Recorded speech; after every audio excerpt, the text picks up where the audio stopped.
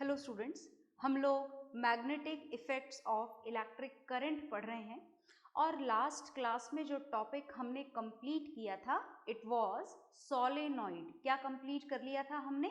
Solenoid complete कर लिया था, इज इट ओके? और उस सोलेनॉइड को कंप्लीट करने के साथ साथ हमने सोलेनॉइड का एक यूज भी जान लिया था। क्या यूज जाना था हमने सोलेनॉइड का? हमने जाना था that solenoids are used for the preparation of electromagnet. Solenoid कौन से मैग्नेट बनाने के काम में आते हैं? सोलेनॉइड इलेक्ट्रोमैग्नेट बनाने के काम में आते हैं, इज इट ओके? इलेक्ट्रोमैग्नेट का मतलब क्या होता है? इलेक्ट्रोमैग्नेट का मतलब होता है electricity on, magnetism on, electricity gone, magnetism gone. ये मतलब होता है इलेक्ट्रोमैग्नेट का, इज इट ओके? और एक दूसरे मैग्नेट भी होते हैं और इन दूसरे मैग्नेट को आप क्या बोलते हो? इन दूसरे मैग्नेट को आप बोलते हो परमानेंट मैग्नेट। कौन से मैग्नेट? परमानेंट मैग्नेट, मतलब जिनका मैग्नेटिज्म क्या हो जाए? परमानेंट हो जाए। क्या आप सोलेनॉइड से भी परमानेंट मैग्नेट बना सकते हो? बिल्कुल बना सकते हो। देखो बात ऐसी है कि जैसे ये रहा आपका solenoid, is it okay? Solenoid तो याद है ना आप लोगों को? आप लोगों ने लास्ट क्लास में पढ़ा था ये सोलेनॉइड। तो ये आपका सोलेनॉइड है और ये सोलेनॉइड को आपने कनेक्ट करा था बैटरी से और बैटरी के साथ में आपने कनेक्ट करा था स्विच। और आपने ये जाना था कि ये जो सोलेनॉइड है it act like a bar magnet as it has two poles in it. One is north pole and another is south pole. और अगर आप इसके अंदर मटेरियल रख दें, अगर आपने इसके अंदर मटेरियल मानिए रखा है सॉफ्ट आयरन, तो अगर मटेरियल के नाम पर यहाँ पर सॉफ्ट आयरन रखा जाए then what would happen? Soft iron रखने से जो इलेक्ट्रोमैग्नेट बनेगा वो इलेक्ट्रोमैग्नेट होगा टेम्परेरी मैग्नेट। कैसा मैग्नेट होगा? Temporary magnet. और ये इलेक्ट्रोमैग्नेट की खास बात है कि इलेक्ट्रोमैग्नेट कैसे होते हैं?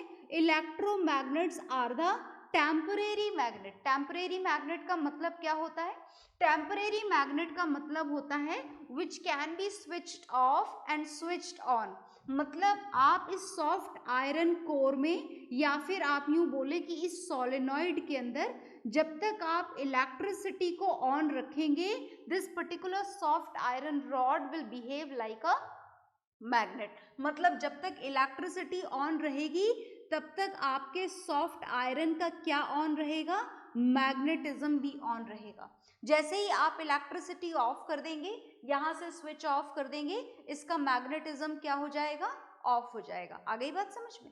और similarly if we talk about the permanent magnet, तो परमानेंट मैग्नेट की लिस्ट में कौन आता है? परमानेंट मैग्नेट की लिस्ट में आता है नेचुरल मैग्नेट। नेचुरल मैग्नेट का मतलब क्या है? नेचुरल मैग्नेट का मतलब तो बहुत सारे एग्जाम्पल होते हैं, पर हमने सिर्फ एक ही एग्जाम्पल देखा था, उसे ही दोबारा से लिख देते हैं। नेचुरल मैग्नेट की लिस्ट में हमने देखा था Fe3O4 and what is this Fe3O4? Fe3O4 is lodestone. Is it okay?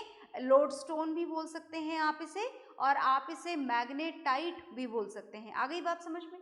तो ये है नेचुरल मैग्नेट। भाई नेचुरल मैग्नेट तो परमानेंट होते हैं, ये बात तो हम पढ़ ही रहे हैं, पर मैंने आपको लास्ट क्लास में बताया था कि अगर आप सोलेनॉइड के अंदर सॉफ्ट आयरन को छोड़ करके कुछ दूसरे मटेरियल्स रख दो, दूसरे मटेरियल्स रख दो, इसका मतलब क्या है? दूसरे मटेरियल जैसे आप किसी पर्टिकुलर टाइप का स्टील रख दो, या फिर ऑप्शन 2 भी है यहाँ पर, ये तो फर्स्ट ऑप्शन हो गया। दूसरा ऑप्शन है आपने यहाँ पर रख दिया alnico. And do you know what is alnico? Alnico एक एलॉय है which is made with aluminium, निकल and cobalt. Al for aluminium, Ni for निकल एंड Co फॉर कोबाल्ट। तो अगर आप यहाँ पर सोलेनॉइड में सॉफ्ट आयरन की जगह ये एलॉयज रख दें, स्टील रख दें या फिर एल्निको रख दें, और भी एग्जाम्पल हैं यहाँ पर, ये खत्म नहीं हो रहे हैं एग्जाम्पल, तो एटसेट्रा लिख देते हैं यहाँ पर। तो अगर आप इन एलॉयज को यहाँ पर रख देंगे then also these alloys, steel और एल्निको और et cetera will change into a permanent magnet, ये मैग्नेट कैसी मैग्नेट में कन्वर्ट हो जाएंगे, परमानेंट मैग्नेट में कन्वर्ट हो जाएंगे। यहाँ जो मैग्नेटिज्म मिल रहा है वो कैसा मिल रहा है, टेम्परेरी मिल रहा है, मतलब जब तक इलेक्ट्रिसिटी ऑन रखेंगे तब तक मैग्नेटिज्म ऑन रहेगा। Is it okay? तो बात हमें ये वाली समझ में आ चुकी है कि हमें यहाँ पर नेचुरल मैग्नेट कैसा होता है, natural magnet and some of the artificial magnet also are involve in the category of permanent magnet. तो चलिए हमें जो फर्स्ट पॉइंट यहाँ पर क्लियर हुआ है उस फर्स्ट पॉइंट को यहाँ पर क्लियरली मेंशन भी कर देते हैं, that electromagnets are temporary magnet and permanent magnet have the permanent magnetism. इनका मैग्नेटिज्म कैसा होता है, परमानेंट मैग्नेटिज्म होता है। They are not at all going to lose their magnetism, ये अपने मैग्नेटिज्म को कभी भी लूज नहीं करते हैं।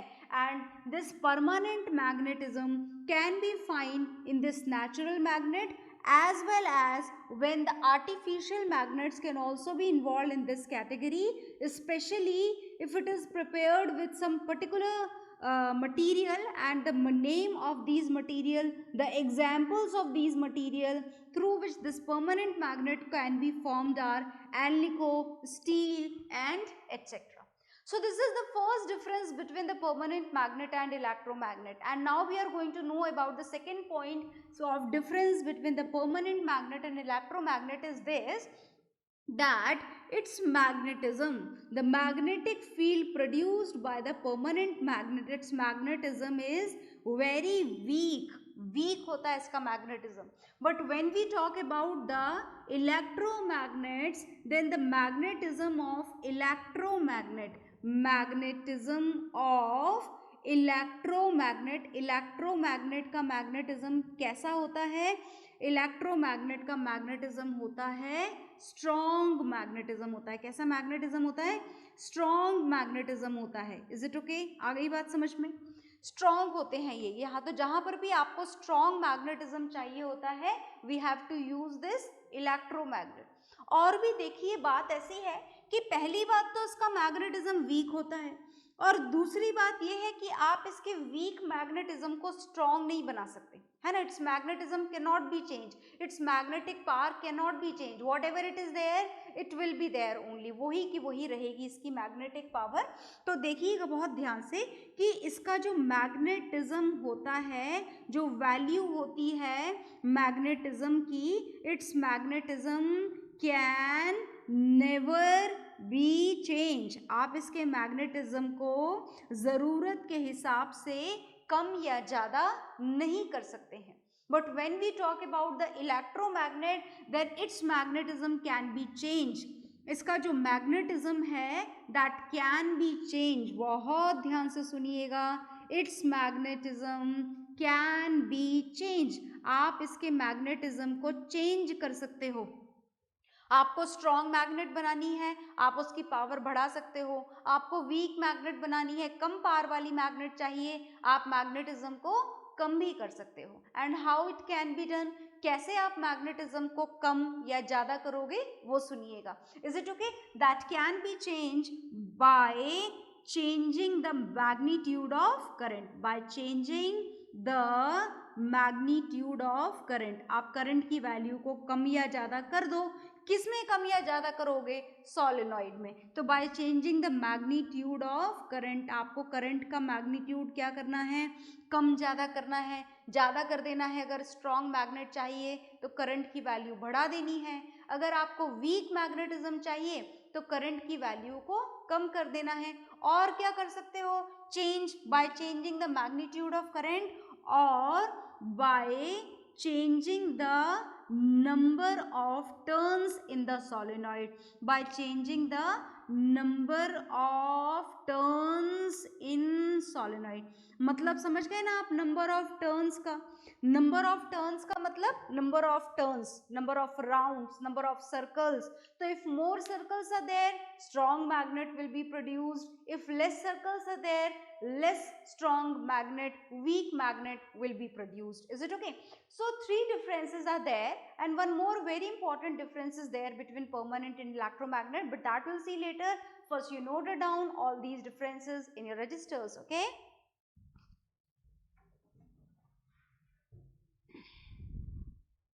हाँ जी, तो आपने ये नोट डाउन कर लिए होंगे और नोट डाउन करने के बाद में जैसा कि मैंने आपको बोला कि मुझे आपको एक डिफरेंस और बताना है, तो चलिए हम एक डिफरेंस की जगह यहाँ पर क्लियर कर लेते हैं। देखिएगा बहुत ध्यान से, हम एक डिफरेंस और यहाँ जानने जा रहे हैं। What is the difference between permanent magnet and electromagnet? And this fourth difference, according to this fourth difference, that is very important, the polarity of the poles cannot be changed in permanent magnet. Whatever the permanent magnet is there, जो भी आपके पास में permanent magnet है, permanent magnet का जो and north pole है वो north pole ही रहेगा, जो एंड साउथ पोल है वो साउथ पोल ही रहेगा। These poles can never be changed. आप ऐसा नहीं कर सकते कि साउथ पोल को नॉर्थ पोल बना दे और नॉर्थ पोल को साउथ पोल बना दे। ऐसा नेचुरल मैग्नेट में या किसी भी टाइप के परमानेंट मैग्नेट में पॉसिबल नहीं है। तो हम यहाँ पर क्या लिखेंगे? हम यहाँ पर लिखेंगे that its polarity can never be changed. This is the fourth point of difference. Its polarity can never be changed. या फिर आप लिख सकते हैं that the poles in the permanent magnet are fixed. poles क्या रहते हैं permanent magnet में? fixed रहते हैं। But when we talk about the electromagnet, then what would happen? जैसे इलेक्ट्रोमैग्नेट कैसे बनाया गया था? बनाया तो सोलेनॉइड से था। Is it okay? तो सोलेनॉइड से जैसे आपने ये करंट की डायरेक्शन सेट कर दी, this is positive terminal, this is negative terminal, and let us consider according to this, this is north pole and this is south pole. ये हमने मान लिया। तो इसके अंदर जो आपने सॉफ्ट आयरन रखा है, सॉफ्ट आयरन रखेंगे ना, एल्ली को तो नहीं रख सकते ना, या फिर स्टील तो नहीं रख सकते, नहीं रख सकते, क्योंकि हम परमानेंट मैग्नेट नहीं बना रहे हैं, हम इलेक्ट्रोमैग्नेट बना रहे हैं, right? So look here, this is a soft iron rod, ये सॉफ्ट आयरन रॉड है, तो जो इसका नॉर्थ पोल है वो इसका नॉर्थ पोल होगा, जो इसका साउथ पोल है वो इस इलेक्ट्रोमैग्नेट का साउथ पोल होगा। अब मानिए कि आपने बैटरी की डायरेक्शन रिवर्स कर दी, जैसे आपने बैटरी यहाँ पर ऐसे उल्टी लगा दी, तो करंट की डायरेक्शन अपोजिट हो जाएगी सोलेनॉइड के अंदर, बिल्कुल अपोजिट हो जाएगी, मतलब ये वाला एंड नॉर्थ पोल हो जाएगा और ऐसा करने से ये वाला एंड साउथ पोल हो जाएगा। और जो काम आपके सोलेनॉइड के साथ में होगा वही काम इस बार मैग्नेट के साथ में भी होगा, मतलब ये वाला मैग्नेट नॉर्थ पोल हो जाएगा और ये वाला पोल साउथ पोल हो जाएगा। तो मतलब हमारे पास में जो फोर्थ पॉइंट ऑफ डिफरेंस है वो ये है that its polarity can be changed. Its polarity, its north pole and south pole can be reversed. Is it okay? Its polarity can be changed. और change करने के लिए आपको सिर्फ एक छोटा सा काम करना है और वो क्या है? That is by reversing the direction of battery. आपको किसकी डायरेक्शन उल्टी कर देनी है? बैटरी की direction, by reversing the direction of battery. Is it okay? So these are the point of differences between permanent magnet and electromagnet. You note it down very carefully. बहुत properly आप note down करेंगे और इसके बाद में हम चलेंगे थोड़ा आगे और जानेंगे, ठीक है?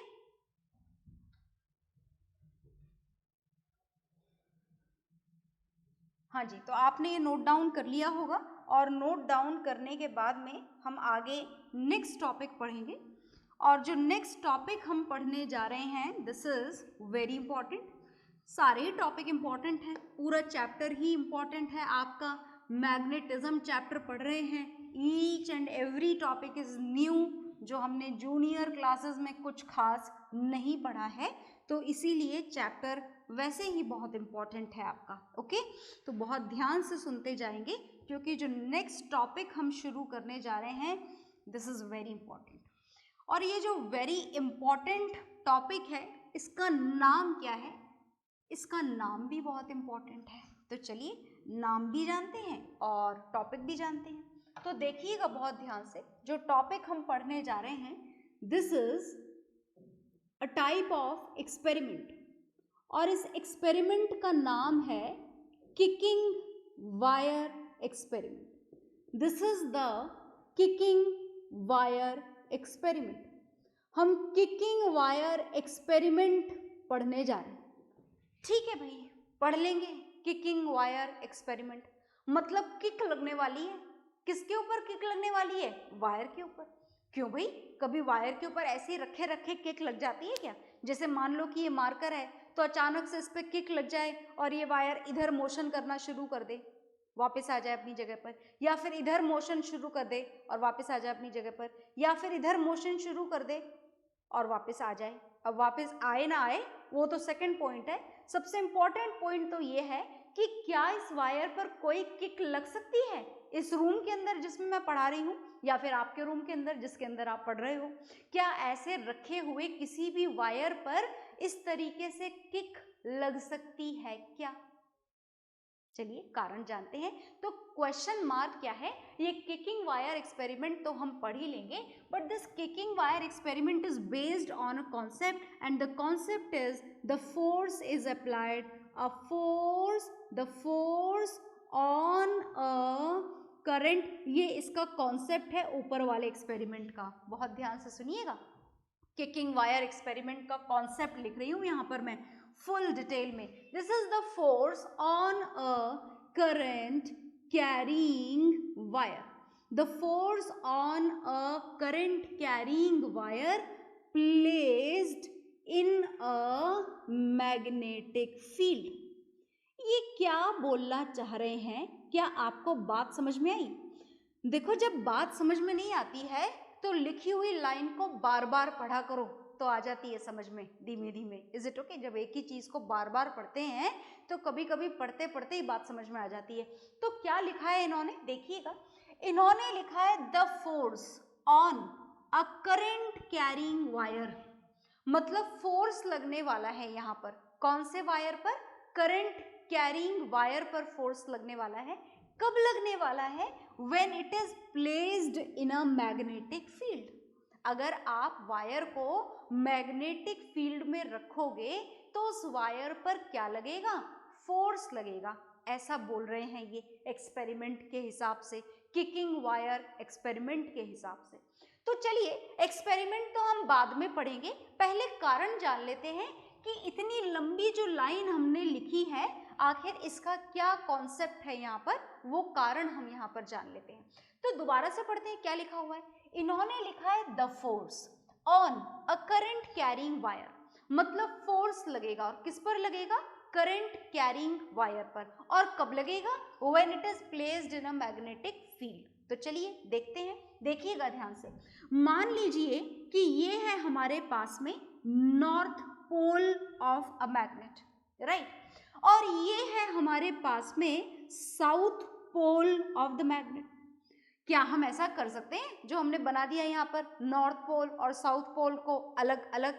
कैसा पॉसिबल है? ये तो हमने बहुत पहले ही पढ़ लिया था कि these two poles of any magnet cannot be separated from each other. Is it okay?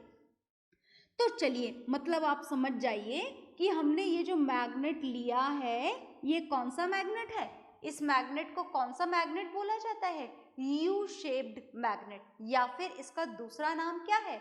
इसका दूसरा नाम है horseshoe magnet. Is it okay? आई बात समझ में? और ये जो हॉर्स शू मैग्नेट है, इस हॉर्स शू मैग्नेट में क्या हो रहा है? मैग्नेटिक फील्ड लग रहा है। मैग्नेट है तो आसपास इसका इफेक्ट तो होगा ही सही, और इसके इफेक्टेड एरिया को ही हम क्या बोलते हैं? मैग्नेटिक फील्ड बोलते हैं। और क्या डायरेक्शन होती है मैग्नेटिक फील्ड की? मैग्नेटिक फील्ड की डायरेक्शन होती है from north pole to south pole, from north pole to south pole, from north pole to south pole. मतलब बात समझ में आई? इस मैग्नेट के बीच में जितना भी एरिया है इसको बराबर बना देते हैं अपन, है ना?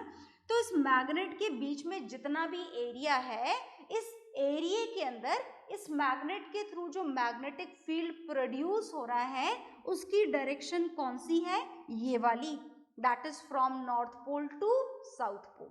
Is it okay? आ गई बात समझ में? अब जरा इमेजिन करिएगा कि हमने यहाँ पर ये वायर रख दिया, ये वायर रख दिया। Is it okay? आई बात समझ में? ये वायर रख दिया और इस वायर और इस पूरे अपैरेटस अरेंजमेंट को हमने कुछ ऐसे एक वुडन टेबल पर या वुडन स्टैंड पर रख दिया। और इस वुड, बहुत ध्यान से देखिएगा, बहुत सारी बातें समझनी है क्योंकि हमको एक साथ, इसलिए बहुत ध्यान से सुनिएगा, ठीक है ना। तो ये वायर है और इस वायर को हमने डिप कर रखा है, बहुत ध्यान से सुनना है ना। किसमें डिप कर रखा है वायर को हमने? वायर को हमने डिप कर रखा है मरकरी के अंदर। This mercury is the only liquid metal, और जरूरत हमें मेटल की है because metal is a good conductor of electricity. तो हमने यहाँ पर इस वुडन स्टैंड के बीच में एक ऐसा थोड़ा सा गड्ढा जैसा बनाया और उसमें मरकरी फिल कर दिया and this is wooden stand. ये वुडन स्टैंड है। आ गई बात समझ में? चलो वही आगे चलो। अब हम इस वायर, ये क्या है? ये वायर है, नाम भी लिखते हैं चलो इस वायर का। इस वायर का नाम हमने लिखा AB वायर।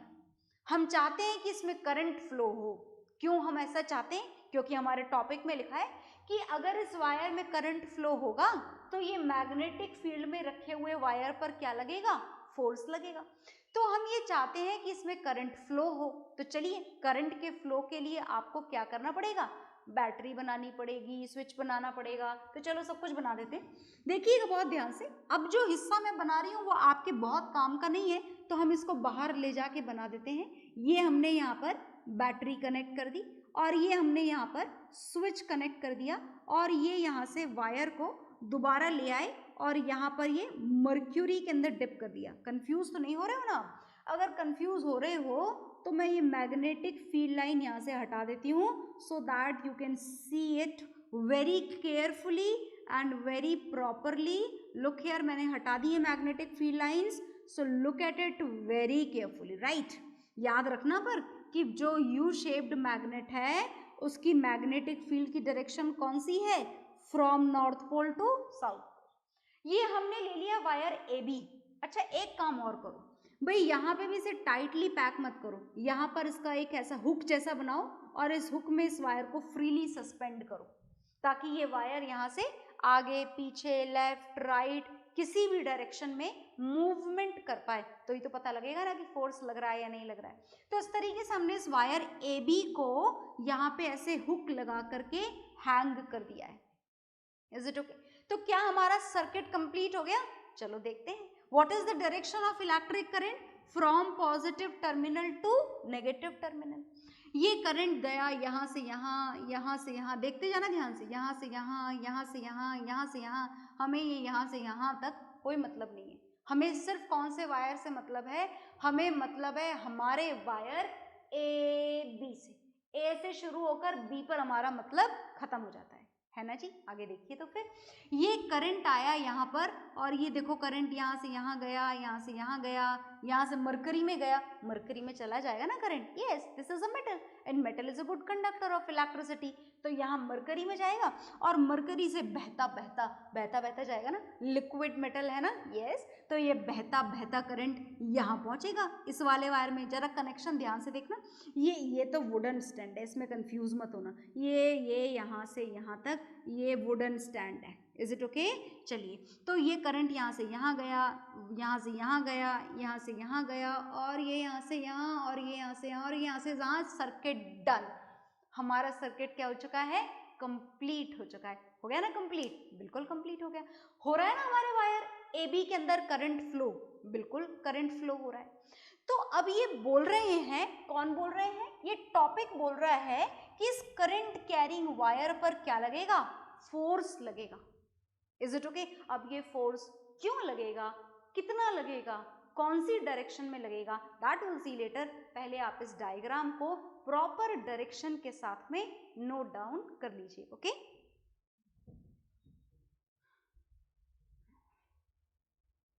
हाँ जी, तो आपने ये नोट डाउन कर लिया होगा। देखिए अब क्या कारण है कि इस वायर के ऊपर फोर्स लग रहा है, सुनिएगा ध्यान से। ये इसको फिगर को यही बने रहने दीजिए और जरा यहाँ पर आ जाइए। कंडीशन ये है कि ये नॉर्थ पोल है और ये साउथ पोल है और ये इसके बीच में वायर है AB wire in which current is flowing in the downward direction. इसी कंडीशन का सिंप्लीफाइड फॉर्म हमने यहाँ पर बना लिया है। आप ऐसा मत बनाइए एग्जाम में, आपको ऐसा ही बनाना है। क्योंकि करंट का फ्लो ऐसे ही नहीं हो सकता, for that battery and switches all are required. तो बहुत ध्यान से सुनिए कि अब इस रीजन के अंदर दो मैग्नेटिक फील्ड हैं। एक मैग्नेटिक फील्ड तो है जो ये मैग्नेट प्रोड्यूस कर रहा है, जिसकी डायरेक्शन है north pole to south pole, this is magnetic field number 1। और दूसरा है जो ये straight current carrying wire produce कर रहा है, जो हमें याद है which is always in the form of concentric circles. तो ये दो मैग्नेटिक फील्ड हो गए। मैं डायरेक्शन यहाँ पर नहीं इंडिकेट कर रही हूँ, वो आप कर लीजिएगा, जरूरत नहीं है इसलिए नहीं करा जा रहा है, नहीं भी करें, आप भी नहीं करें तो भी चलेगा।